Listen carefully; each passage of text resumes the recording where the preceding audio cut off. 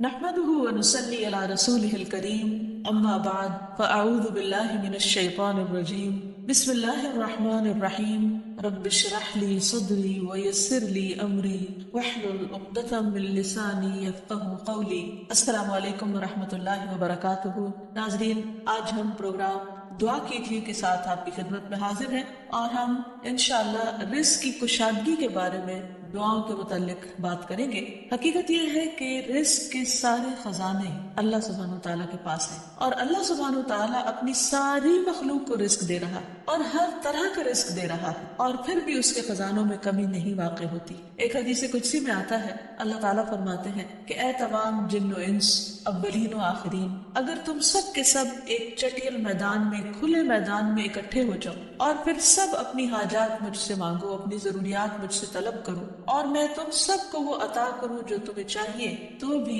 میرے خزانوں میں اتنی کمی بھی واقع نہیں ہوتی جتنی سوئی کو سمندر میں ڈالنے سے واقع ہوتی ہے۔ لیکن بات یہ ہے کہ انسان جب اللہ سے مانگے تو پورے یقین کے ساتھ مانگے، امید رکھ کے مانگے اور کسی بھی قسم کی مایوسی کا شکار نہ ہو، کیونکہ دعا ان تمام چیزوں میں فائدہ دیتی ہے جو نازل ہو چکی ہیں اور ان میں بھی فائدہ دیتی ہے جو نازل نہیں ہوئی، یعنی وہ تمام مشکلات جو انسان پہ پڑ چکی ہیں یا آئندہ آنے والی ہیں، ان دونوں کے سلسلے میں دعا کرنا انسان کو فائدہ دیتا ہے۔ لیکن یہ یاد رہے کہ دعا کی قبولیت کے لیے انسان اپنی طرف سے بھرپور کوشش کرے، اور اس میں ایک کوشش یہ کہ جب اللہ سے مانگے تو پہلے اللہ سبحانہ وتعالیٰ کی تعریف کے کلمات کہے، تسبیحات پڑھے اور پھر اس کے ساتھ ساتھ درود شریف پڑھے۔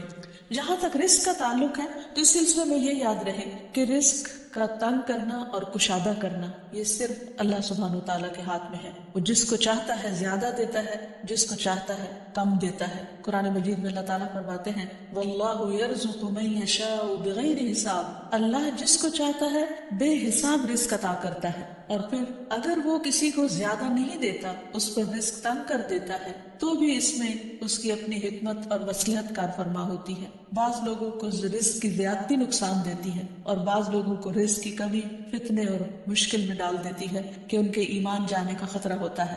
اسی طرح بعض کو رزق کی کشادگی اللہ کی یاد سے غافل کر دیتی ہے، یعنی انسان مختلف مزاج کے ہوتے ہیں، تو اللہ تعالیٰ جو کہ بندوں پر مہربان ہے، وہ جانتا ہے کہ کس بندے کے ساتھ اسے کیسا معاملہ کرنا ہے، کسے زیادہ دینا ہے اور کسے کم دینا ہے۔ اس لیے ہمارے معاملے میں اللہ تعالیٰ کا جو بھی فیصلہ ہو اسے بخوشی قبول کر لینا چاہیے اور اس کے ساتھ ساتھ اس سے اچھی امید رکھنی چاہیے۔ رزق کے سلسلے میں یہ بات بھی یاد رہے کہ اگر کبھی رزق میں تنگی ہو رہی تو ہو سکتا ہے کہ اس تنگی پر صبر کرنے کی وجہ سے انسان کے اتنے درجات بلند ہو جائیں کہ بہت بڑی بڑی نیکیاں بھی اس کے مقابلے میں ہیچ ہوں۔ پھر اسی طرح بعض اوقات انسان کے لیے ناشکری رزق کی تنگی کا ذریعہ بن جاتی ہے، تو اس سے بھی انسان کو پرہیز کرنا چاہیے۔ خواہ انسان کے پاس تھوڑا ہی ہو تو بھی اس پر اللہ تعالیٰ کا شکر ادا کرنا چاہیے، کیونکہ اللہ تعالیٰ کا وعدہ ہے لَإِن شَكَرْتُمْ لَأَزِيدَنَّكُمْ، اگر تم شکر ادا کرو گے تو میں تمہیں اور زیادہ عطا کروں گا، کیونکہ ہر انسان جس کے پاس جتنا بھی ہے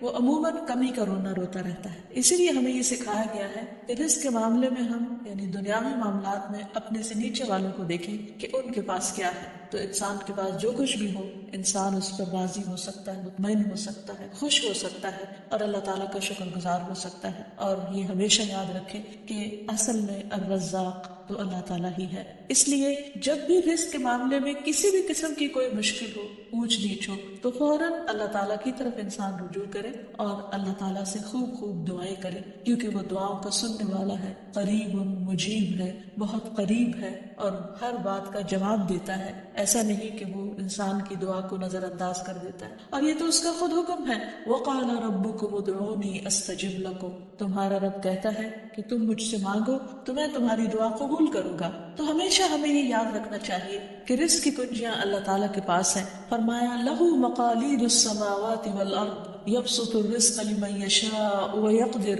إِنَّهُ بِكُلِّ شَيْءٍ عَلِيمٌ، آسمانوں اور زمین کی چابیاں اسی کے پاس ہیں، وہ جس کے لیے چاہتا ہے رزق کشادہ کر دیتا ہے اور جس کو چاہتا ہے تنگ کر دیتا ہے، بلا شبہ وہ سب کچھ جاننے والا ہے۔ اور پھر تمام مخلوقات کے رزق کی ذمہ داری اسی پر ہے. فرمایا وما من دابۃ الا علی اللہ رزقها، اور کوئی جاندار ایسا نہیں کہ جس کے رزق کا ذمہ اللہ کے اوپر نہ ہو. کوئی ایک چھوٹی سے چھوٹی چونٹی اور اس سے بھی چھوٹی مخلوق، ان سب کو وہی کھلاتا اور پلاتا ہے، وہی زندگی دیتا ہے اور زندگی کے اسباب مہیا کرتا ہے. لیکن اکثر لوگ اللہ تعالیٰ کے اس اختیار سے لا علم ہیں. اسی لیے اللہ تعالیٰ فرماتے ہیں قل ان ربی یبسط الرزق لمن یشاء ویقدر ولکن اکثر الناس لا یعلمون. کہہ دیجئے بے شک میرا رب رزق فراخ کرتا ہے جس کے لیے چاہتا ہے اور تنگ کر دیتا ہے، لیکن اکثر لوگ علم نہیں رکھتے. یعنی بہت سے لوگ اس حقیقت کو بھول جاتے ہیں، اور جب ان کے پاس زیادہ آتا ہے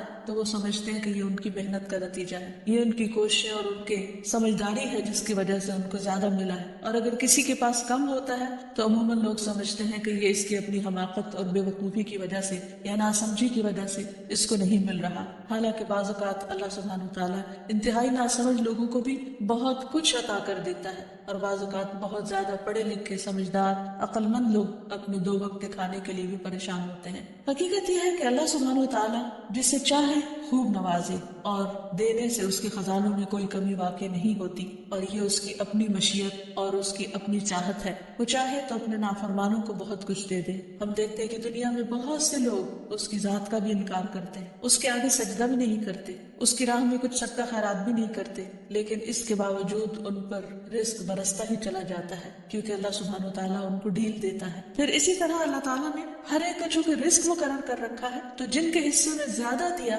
یا زیادہ رکھا ہے وہ ایسا نہیں کہ ضروری طور پر ان کی کسی نیکی کی وجہ سے ہی ہو، وہ اللہ تعالیٰ کی تقسیم کی بنا پر ہے. اللہ تعالیٰ کا اپنا فیصلہ ہے جو اس کی حکمت پر مبنی ہے، جسے انسان نہیں جانتے، کیونکہ اللہ تعالیٰ نے ہر انسان کا رزق مقرر کر رکھا ہے، اور جو انسان کے مقدر میں ہوتا ہے وہ اس کو مل کر رہتا ہے. اسی لیے جابر بن عبداللہ کہتے ہیں کہ اللہ کے رسول صلی اللہ علیہ وسلم نے فرمایا اگر ابن آدم اپنے رزق سے اسی طرح بھاگے جس طرح موت سے بھاگتا ہے تو بھی رزق اسے اسی طرح پالے گا جس طرح اسے موت پا لیتی ہے، یعنی اس کا رزق اس تک پہنچ کر رہے گا.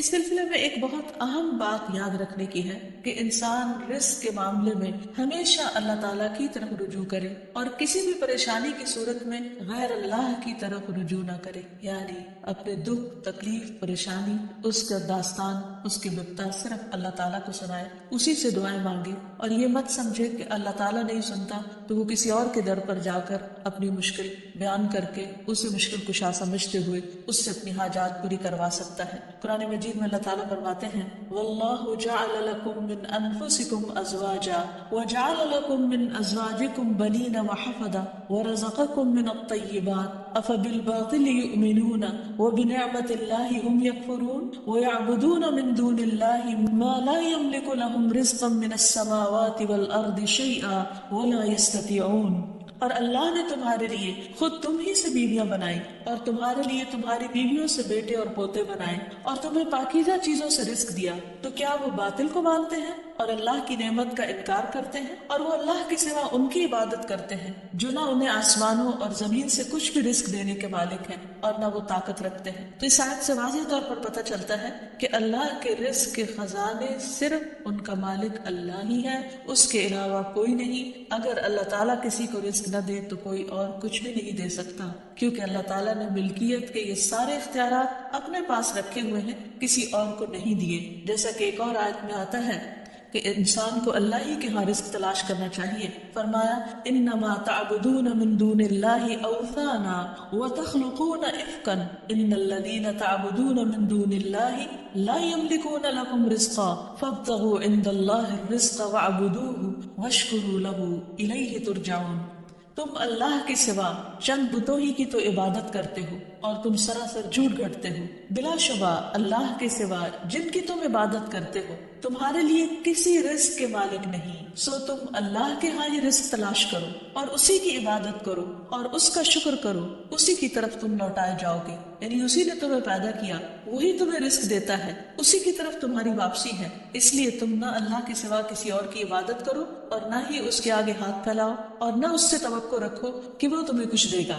بلکہ اس کے مقابلے میں پورے یقین کے ساتھ اللہ تعالیٰ سے ہی مانگتے رہو. کیونکہ نبی صلی اللہ علیہ وسلم نے فرمایا کوئی شخص اس طرح دعا نہ کرے کہ اے اللہ اگر تو چاہے تو مجھے روزی دے، بلکہ پختگی کے ساتھ سوال کرے، پورے عزم کے ساتھ سوال کرے، کیونکہ اللہ جو چاہتا ہے کرتا ہے اور اس پر کوئی جبر کرنے والا نہیں ہے۔ اور جب بندہ اللہ سے رزق مانگتا ہے تو اللہ تعالیٰ اس کو عطا کرتا ہے۔ نبی صلی اللہ علیہ وسلم نے فرمایا جب تم اللہم ارزقنی کہو گے تو اللہ تعالیٰ فرمائے گا میں نے رزق دینے کا فیصلہ کر لیا، یعنی جب تم کہو گے کہ اللہ مجھے رزق دے تو اللہ تعالیٰ تمہیں جواب دے گا کہ ہاں میں تمہیں رزق دوں گا۔ اس لیے اس حوالے سے مکمل طور پر اللہ سبحانہ و تعالیٰ پر بھروسہ کرنا چاہیے، اللہ تعالیٰ کا تقوی کرنا چاہیے، یعنی اللہ تعالیٰ سے ڈرتے رہنا چاہیے، اور رزق کی تلاش میں حرام راستے اختیار نہیں کرنے چاہیے، کیونکہ اللہ سبحانہ و تعالیٰ کا وعدہ ہے وَمَن يَتَّقِ اللَّهَ يَجْعَل لَّهُ مَخْرَجًا وَيَرْزُقْهُ مِنْ حَيْثُ لَا يَحْتَسِبُ، جو اللہ کا تقوی اختیار کرے گا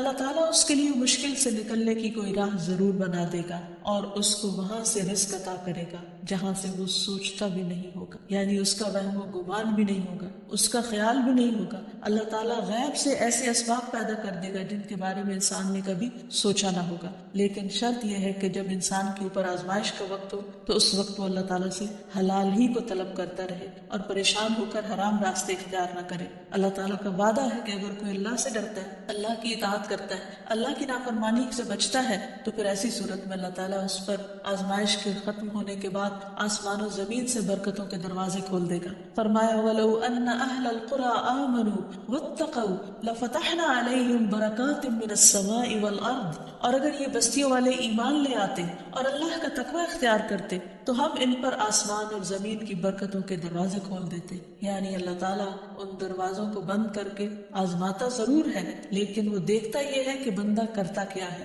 اور جب بندہ اللہ کی اطاعت ہی کا عزم دل میں رکھتا ہے تو اللہ تعالیٰ اپنی رحمتیں عام کر دیتا ہے۔ پھر یہ کہ انسان کو اللہ کی تقسیم پر راضی رہنا چاہیے، اگر اپنے سے زیادہ کسی کو ملا ہے تو اس پر حسد نہیں کرنا چاہیے، اور اگر اپنے سے کم کسی کے پاس ہے تو اس کے اوپر اس کو حقیر نہیں سمجھنا چاہیے، بلکہ انسان کی قدر کرنی چاہیے، اور ہمیشہ یہ سوچنا چاہیے کہ اس کو مجھ سے زیادہ دینے والے کو بھی دینے والا رب ہے، مجھے بھی میرے رب نے ہی دیا ہے، اور جس کے پاس کم ہے اس کا بھی مالک وہی ہے۔ اور یہ بھی انسان یاد رکھے کہ انسان جب حرام سے بچتا ہے، غلط راستوں سے بچتا ہے، اللہ تعالیٰ کی فرما برداری کرتا رہتا ہے، اس کا شکر ادا کرتا رہتا ہے، تو اللہ تعالیٰ اس کو حلال طریقوں سے بھی رزق عطا کرتا ہے۔ حدیث میں آتا ہے کہ رزق کی تلاش میں میانہ روی اختیار کرو، بہت ڈیسپریٹ نہ ہو جاؤ، اللہ تعالیٰ ضرور دروازہ کھولے گا۔ کہیں ایسا نہ ہو کہ رزق کا مؤخر ہونا یعنی ڈیلے ہونا تمہیں اس بات پر اکسا دے کہ تم اللہ تعالیٰ کی نافرمانیاں کرنے لگو، یعنی نافرمانی کے ذریعے اس کا رزق تلاش کرو۔ یاد رکھو جو کچھ اللہ تعالیٰ کے پاس ہے وہ اس کی اطاعت سے ہی حاصل کیا جا سکتا ہے، اور اس سلسلے میں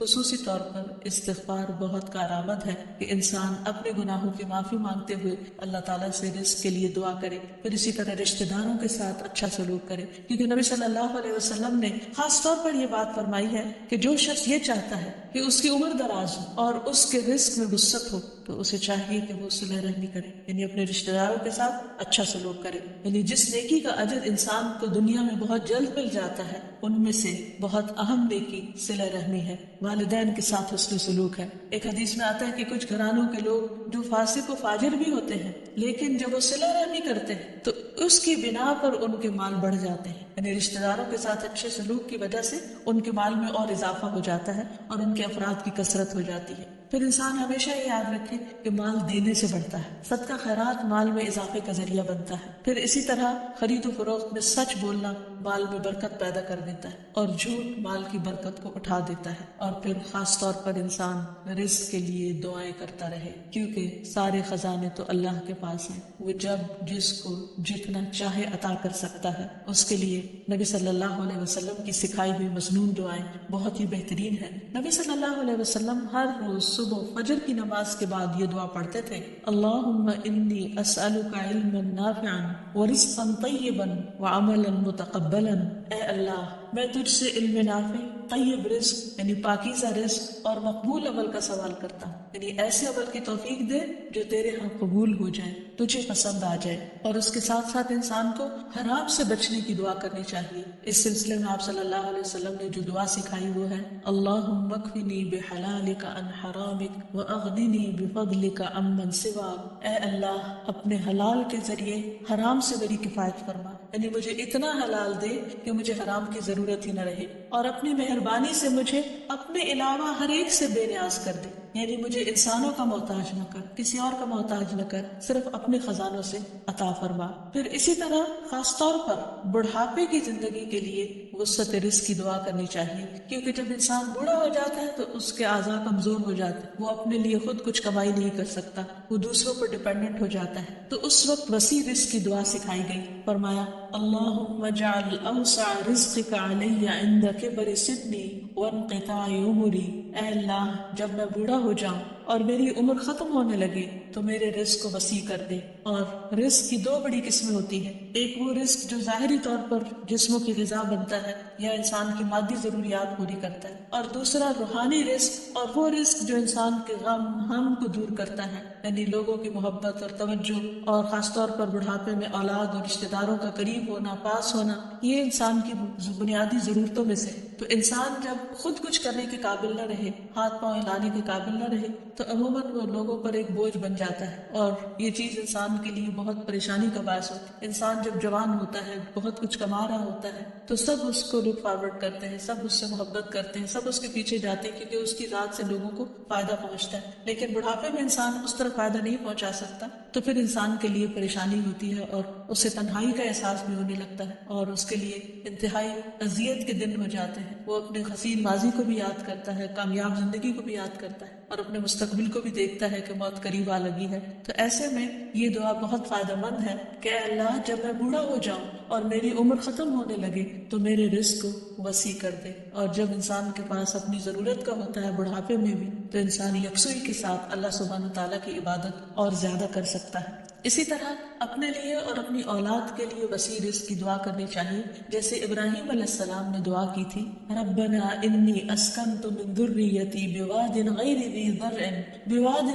ذی زرع عند بیتک المحرم ربنا لیقیموا الصلاة فاجعل افئدة من الناس تہوی الیہم وارزقہم من الثمرات لعلہم یشکرون۔ اے ہمارے رب، بے شک میں نے اپنی کچھ اولاد کو اس وادی میں آباد کیا جو کسی کھیتی والی نہیں، تیری حرمت والے گھر کے پاس، اے ہمارے رب، تاکہ وہ نماز قائم کریں۔ سو کچھ لوگوں کے دل ایسے کر دے کہ ان کی طرف مائل رہیں، اور انہیں پھلوں سے رزق عطا کر تاکہ وہ شکر ادا کریں۔ جس میں ہم دیکھتے ہیں کہ ابراہیم علیہ السلام اپنے بچوں کے لیے روحانی رزق کی دعا بھی کر رہے ہیں، جذباتی محبت کے رزق کی دعا بھی کر رہے ہیں، اور پھر اس کے ساتھ ساتھ جسمانی رزق کی دعا بھی کر رہے ہیں جو ہر انسان کی ضرورت ہے، اور اس میں سے بھی بہترین رزق یعنی پھلوں کے رزق کی دعا کر رہے ہیں، کیونکہ انسان کو اللہ تعالیٰ کا صرف رزق ہی نہیں مانگنا چاہیے، بہترین رزق مانگنا چاہیے۔ یعنی ایک تو سمپل سی دعا ہے اللہم ارزقنی، اور پھر ورزقنا وانت خیر الرازقین، جو سورۃ المائدہ میں اللہ تعالیٰ نے دعا سکھائی ہے، اور ہمیں رزق دے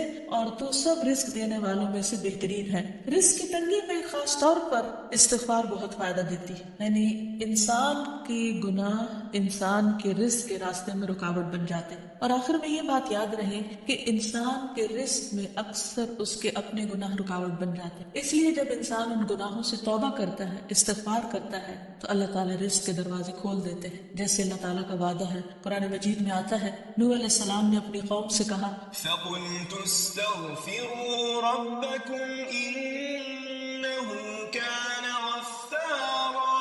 يُرْسِلِ السَّمَاءَ عَلَيْكُمْ مِدْرَارًا وَيُمْدِدْكُمْ بِأَمْوَالٍ وَبَنِينَ وَيَجْعَلْ لَكُمْ جَنَّاتٍ وَيَجْعَلْ لَكُمْ أَنْهَارًا۔ اور کہا کہ اپنے رب سے معافی مانگ لو، بلا شبہ وہ بڑا معاف کرنے والا ہے، وہ تم پر آسمان سے خوب بارشیں برسائے گا، اور تمہاری مال اور اولاد سے مدد کرے گا، تمہارے لیے باغ پیدا کرے گا اور نہریں جاری کرے گا۔ تو اس سے یہ پتہ چلتا ہے کہ دنیا میں جتنی بھی راحتیں اور رزق کی قسمیں ہیں، ان سب کی کنجی استغفار ہے۔ تو اس لیے انسان کثرت سے اپنے گناہوں پر توبہ کرتا رہے۔ حضرت حسن بصری کی مجلس میں ایک شخص آیا اور کہنے لگا کہ اس کے ہاں اولاد نہیں، تو انہوں نے اس کو استغفار کا حکم دیا۔ دوسرے شخص نے کہا کہ ان کے ہاں قحط سالی ہے، بارشیں نہیں ہو رہی، تو انہوں نے ان کو استغفار پڑھنے کے لیے کہا۔ تیسرا شخص آیا اور کہنے لگا کہ اس کے رزق میں مشکل ہے، تو انہوں نے اس کو بھی یہی نسخہ بتایا۔ تو ان کی مجلس میں سے ایک شخص نے کہا کہ آپ نے ہر مشکل میں مبتلا شخص کو ایک ہی بات بتائی، ایک ہی وظیفہ بتایا، اور وہ بخشش کی دعائیں کرنے کا، تو کہا کہ کیا تم نے سورۃ نوح کی آیت نہیں پڑھی؟ حقیقت یہ کہ اللہ کا کلام سچا ہے اور ہمیں اس پر ایمان لا کر پورے یقین کے ساتھ، وثوق کے ساتھ دعا مانگنی چاہیے کہ ہم انشاءاللہ استغفار کریں گے تو آسمان سے اور زمین سے رزق اگلنے لگے گا، ابلنے لگے گا۔ اللہ تعالیٰ ہمیں اپنی رحمتوں سے نوازے، اور استغفار کے لیے سمپل، اے اللہ مجھے بخش دے، اے اللہ مجھے معاف کر دے، اے اللہ میرے اگلے پچھلے سارے گناہوں کو معاف کر دے، اللہم اغفر لی، استغفر